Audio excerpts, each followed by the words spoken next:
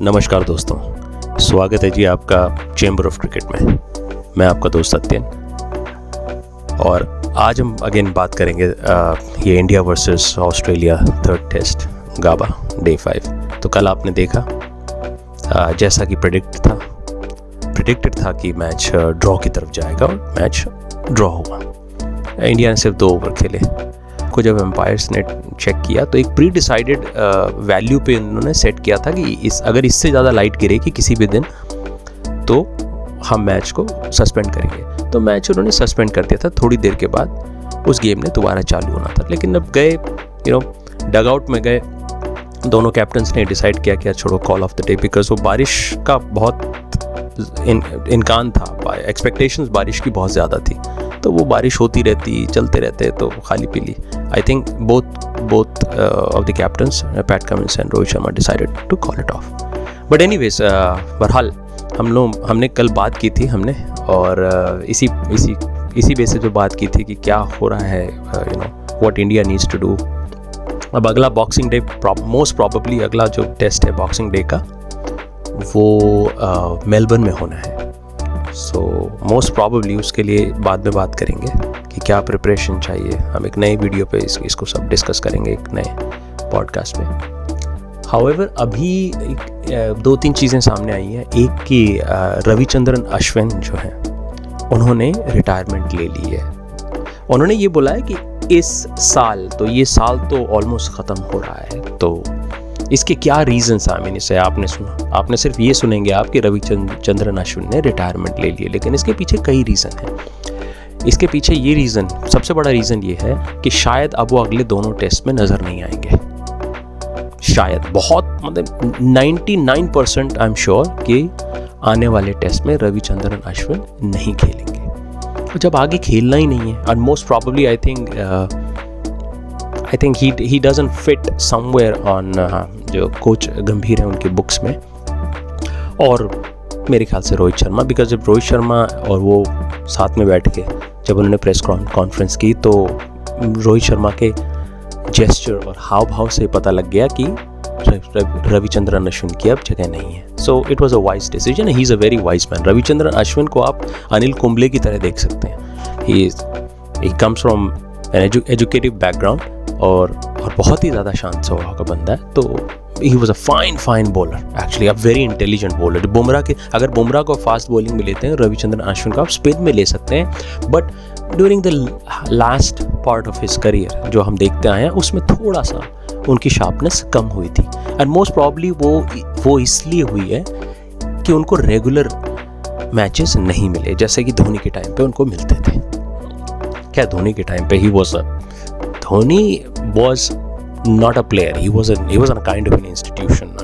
He was not a player when he came into the circuit.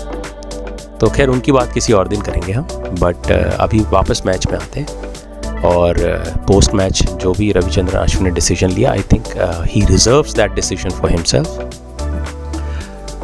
He doesn't see any position for himself, और जो हमें भी लगता है किसी को भी दिख जाएगा कि उनकी पोजीशन नहीं है। और आफ्टर जडेजा हिट दैट दो 77 रन ऑड रन्स, राइट, 77-80, तो उसके बाद तो फिर उनकी पोजीशन और भी नहीं बनती है in terms of coach and captain's eye view. So एक ये था।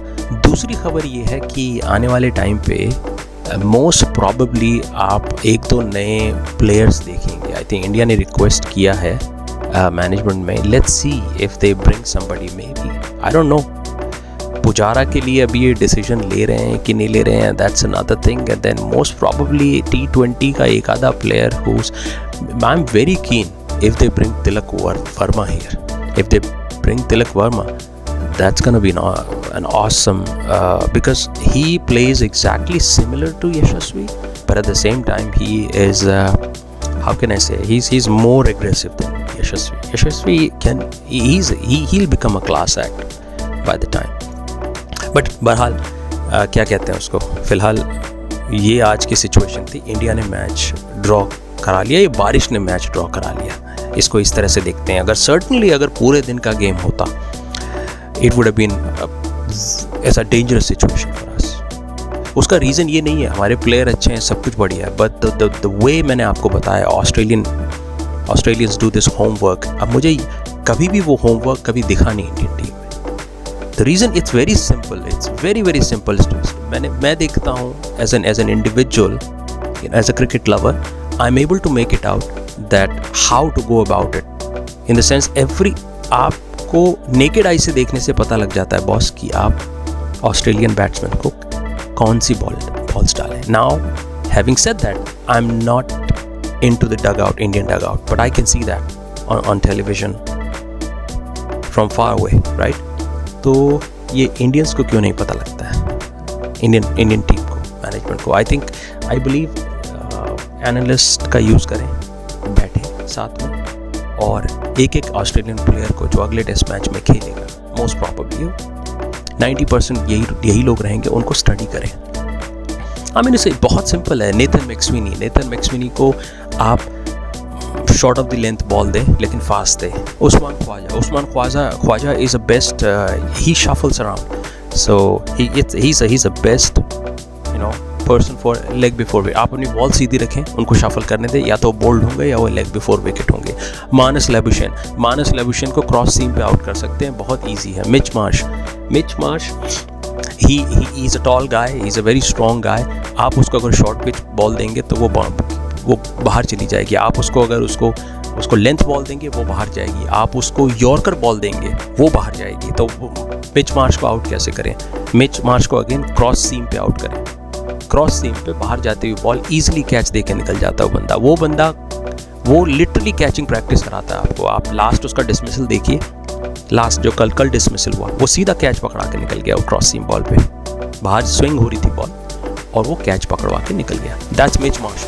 ट्रेविस हेड जब शुरू में आते हैं उनको आप बाउंसर डालिए, good directed bouncer.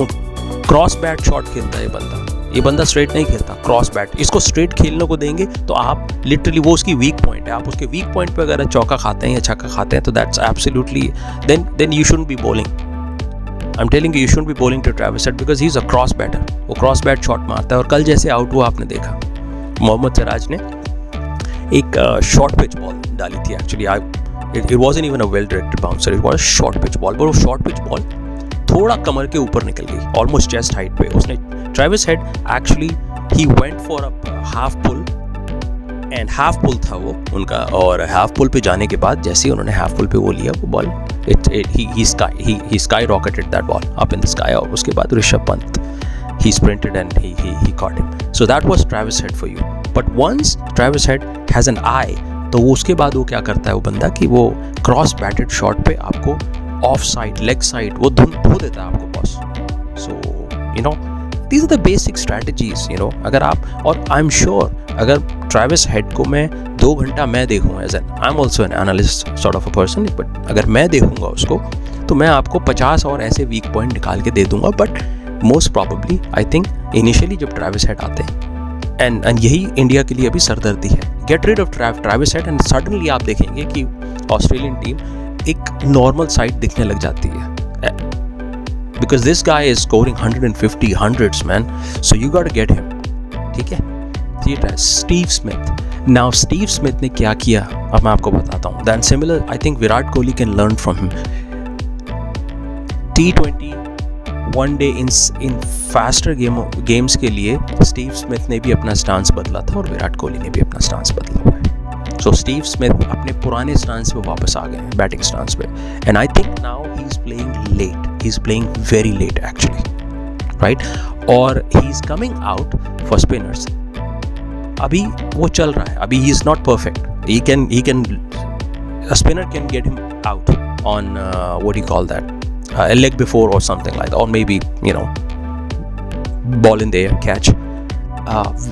Round about आप ले सकते हैं 60-40 chances, right? But for faster bowlers, right?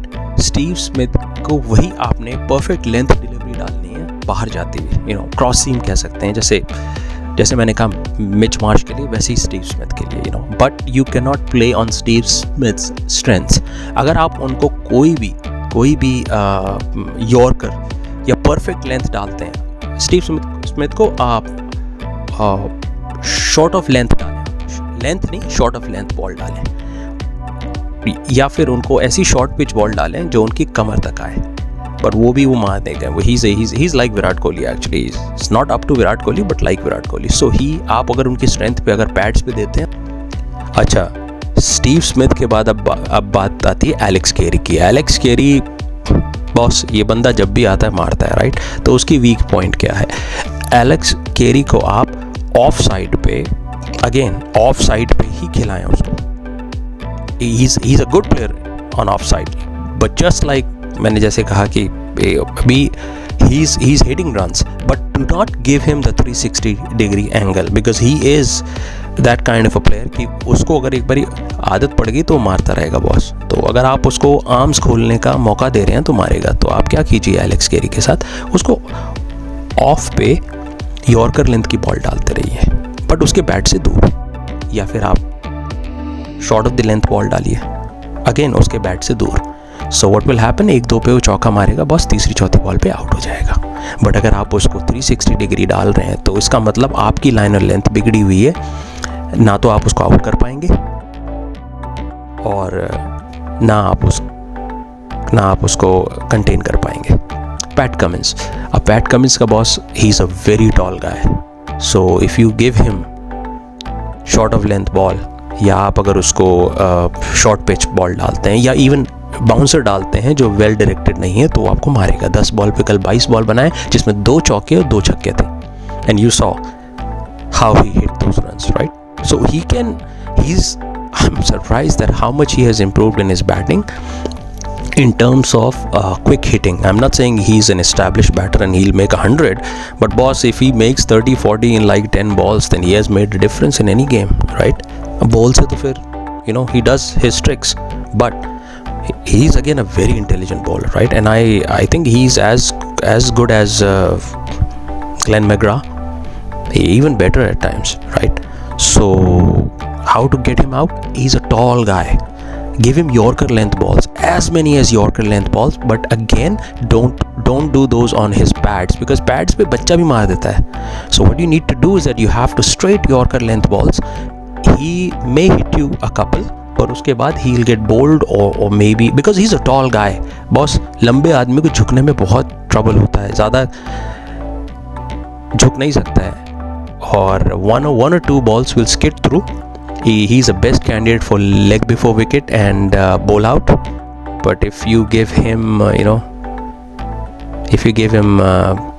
enough, what do you call that, width to free his arms, whether he frees his arms on the sides or आगे निकल के, जब आप किसी को टप्पे वाली बॉल देते हैं ना, जिसको टप्पे वाली बॉल कहते हैं, that the what do you call that, the short of length या short pitch delivery या फिर बाउंसर, तो इतना लंबा आदमी बहुत मार देता है निकल के.